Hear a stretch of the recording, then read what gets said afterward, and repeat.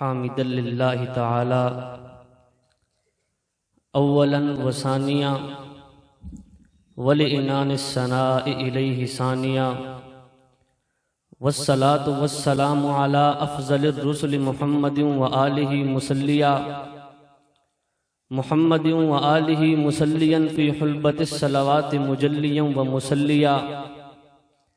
اما بعد فاعوذ باللہ من الشیطان الرجیم بسم اللہ الرحمن الرحیم محمد الرسول اللہ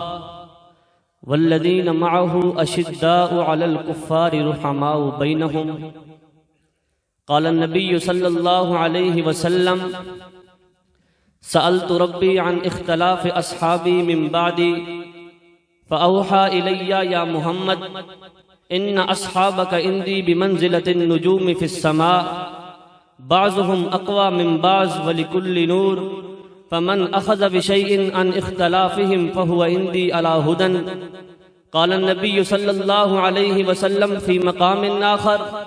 أصحابي كالنجوم فبأيهم اقتديتم اهتديتم درود پاک پڑھ اللہم صل علی محمد معدن الجود والکرم منبع الحلم والحکم وآلہ وسلم۔ محمد سے پیار کرتے ہیں تیرا احسان ہے مولا، محمد سے پیار کرتے ہیں تیرا احسان ہے مولا، ہماری بخشش کا بس یہی سامان ہے مولا۔ در شاہ مدینہ چھوڑ دیں جنت کے بدلے، در شاہ مدینہ چھوڑ دیں جنت کے بدلے، یہ سودا ہم نہیں کرتے ہمیں نقصان ہے مولا۔ اور تیرے باغی تیرے شاتم بشر اچھے نہیں لگتے، تیرے باغی تیرے شاتم بشر اچھے نہیں لگتے، تیرا سایہ نہ ہو جن پر وسر اچھے نہیں لگتے، اور تیرے اصحاب سے مجھ کو محبت کیوں نہ ہو آقا، کسے اونچے گھنے ٹھنڈے شجر اچھے نہیں لگتے۔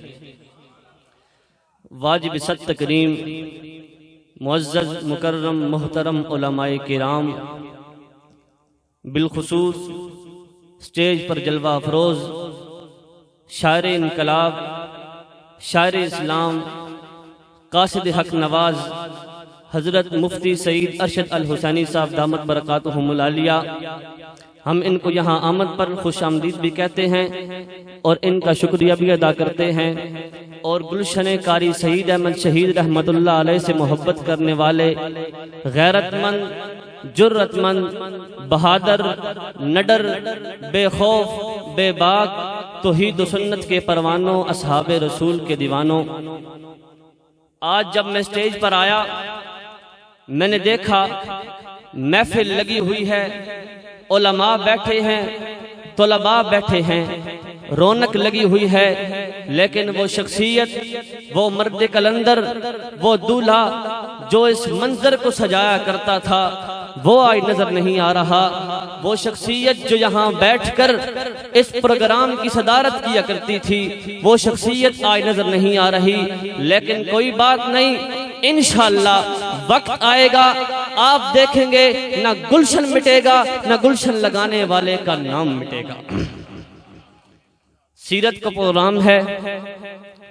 تو سیرت محمد مصطفیٰ پر ایک دو باتیں عرض کرنے کی جسارت کر رہا ہوں۔ آج میں اپنی بات کی ابتدا، اپنے عنوان کی ابتدا فخر دو عالم، ساقی کوثر، شافع محشر، آمنہ کی در یتیم، عبداللہ کے لخت جگر، محبوب کبریا محمد مصطفیٰ احمد مجتبیٰ صلی اللہ علیہ وسلم کے مکرم و معظم، مقدس و مطہر، عرف و اعلیٰ، برتر اور بالا، نام نامی اور اسم گرامی سے کروں گا، اس لیے کہ خود خالق کائنات مالک لم یزل رب الارض والسماوات نے فرمایا کہ اے میرے محبوب پیغمبر، میرے لاڈلے پیغمبر،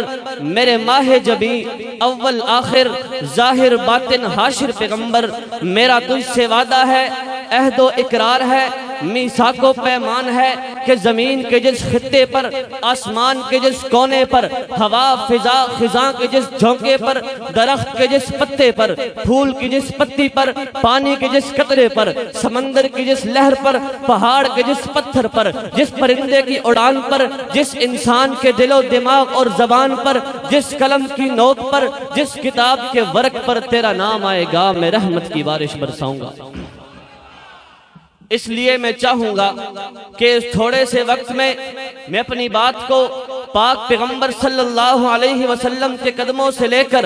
صحابہ کے سر کے تاجوں تک جاؤں کہ سرزمین کائنات کے اس لاڈلے پیغمبر صلی اللہ علیہ وسلم کے بارے میں آج کچھ کم علم، کم فہم، جن کو انسانیت، عقل و دانش اور سوجھ بوجھ سے دور دراز کا واسطہ بھی نہیں، وہ سارا دن اپنی تقریروں میں ایسی پرزور لگاتے ہیں کہ جناب یہ دیوبندی سپاہی صحابہ تو ہے لیکن سپاہی محمد نہیں ہے، یہ دیوبندی صحابہ کا نام تو لیتے ہیں لیکن محمد کا نام نہیں لیتے، یہ پاک پیغمبر کے گستاخ اور پاک پیغمبر کو اپنے جیسا کہتے ہیں۔ اس لیے میں چاہوں گا کہ میں پیغمبر کی عزت و عظمت، پیغمبر کی رفت و منقبت، پیغمبر کی عدالت و دیانت، پیغمبر کی شریعت و صداقت، پیغمبر کی سخاوت، پیغمبر کی جرأت کو آپ حضرات کے سامنے ایک ادنا سا طالب علم ہونے کی حیثیت سے واضح کر دوں کہ پاک پیغمبر کے ساتھ جو تعلق علماء دیوبند کا ہے وہ کسی اور کا نہیں ہے۔ علماء دیوبند نے پیغمبر کی عزت کے لیے، پیغمبر کی رفت کے لیے، پیغمبر کی منقبت کے لیے علماء دیوبند نے اپنی گردنیں کٹوائی ہیں، تن من دھن سب کچھ قربان کر دیا، لیکن پیغمبر کے دین پر آج نہیں آنے دی۔ رب کائنات نے اس لاڈلے پیغمبر کو صرف امت کے لیے نہیں بلکہ پوری کائنات کے لیے سراپا رحمت بنا کر بھیجا۔ پھر وہ کہے کہ جناب یہ دیوبندی نبی کے میلاد کی بات نہیں کرتے، اس لیے میں نبی کے میلاد کی بات کرتا ہوں۔ نبی کا میلاد کیا ہے؟ وہ میلاد حلوے کی پلیٹ کا طواف کر کے پاک پیغمبر کے نام پر مال بٹورنا جانتا ہے، اور ہم پیغمبر کے نام پر گردنیں کٹوانا جانتے ہیں۔ جس کی میلاد کا ذکر میرے اکابر علماء دیوبند نے بڑے خوبصورت انداز میں بیان کر دیا۔ رب کائنات نے اس لاڈلے پیغمبر کو پیدا کرنے کے لیے پوری کائنات کو پیدا کیا، اس پاک پیغمبر کی زبان سے اپنے توحید کے ڈنکے بجوانے کے لیے کل کائنات کی شمس و قمر، کل کائنات کے ہجر و شجر، کل کائنات کے جن و بشر کو پیدا کیا۔ پھر اس نبی کی آمد کیسے ہوئی، اس نبی کی ولادت کیسے ہوئی؟ رب کائنات نے سب سے پہلے آدم علیہ السلام کو پیدا کیا۔ آدم علیہ السلام کو پیدا کرنے کے بعد کائنات کے رب نے اعلان کر دیا کلہم بنی آدم و آدم من تراب، میں نے پوری انسانیت کو آدم کی پشت سے پیدا کیا ہے اور آدم کو میں نے مٹی سے پیدا کیا۔ پھر اس کے بعد رب تعالیٰ نے اس پاک پیغمبر کو اس سرزمین کائنات پر مبعوث کر دیا۔ پھر انہوں نے دین پھیلایا، اسلام پھیلایا، انہوں نے حق کی دعوت دی، انہوں نے نماز کی دعوت دی۔ جواب میں آپ کو پتھر مارے گئے، جواب میں آپ کو برا بھلا کہا گیا، جواب میں آپ کو گالیاں دی گئی، لیکن نبوت نے دین نہیں چھوڑا، نبوت نے اسلام نہیں چھوڑا۔ پھر صحابہ کو دیکھو، صحابہ کو بھی مارا گیا، تکلیفیں دی گئی، لیکن صحابہ نے پیغمبر کا دین نہیں چھوڑا۔ آج صحابہ کے دیوانوں کو دیکھو، حق نواز کو میاں والی کی جیل میں الف ننگا کر کے مارا گیا۔ حق نواز نے نظریہ نہیں بدلا، حق نواز نے سوچ نہیں بدلی، حق نواز کو سنگ کی گلیوں میں گھسیٹا گیا۔ حق نواز نے نظریہ نہیں بدلا، حق نواز نے سوچ نہیں بدلی۔ آج ہم حق نواز کے روحانی فرزند ہوتے ہوئے سے اعلان کرتے ہیں کٹ جائیں گے لیکن نظریہ نہیں چھوڑیں گے۔ آخر میں اتنا ہی کہوں گا، وقت بہت مختصر ہے۔ ہری یہ شاخ تمنا ابھی جلی تو نہیں، اوے دبی حیات جگر کی مگر بجھی تو نہیں۔ جفا کی تیغ سے گردن وفا شعروں کی کٹی ہے برسر میدان مگر جھکی تو نہیں۔ زندگی کا دستور بنا لو، زندگی کا منشور بنا لو، زندگی کا ضابطہ بنا لو۔ فنا فی اللہ کی تہ میں بقا کا راز مضمر ہے، ارے جسے مرنا نہیں آتا اسے جینا نہیں آتا۔ وما علینا الا البلاغ۔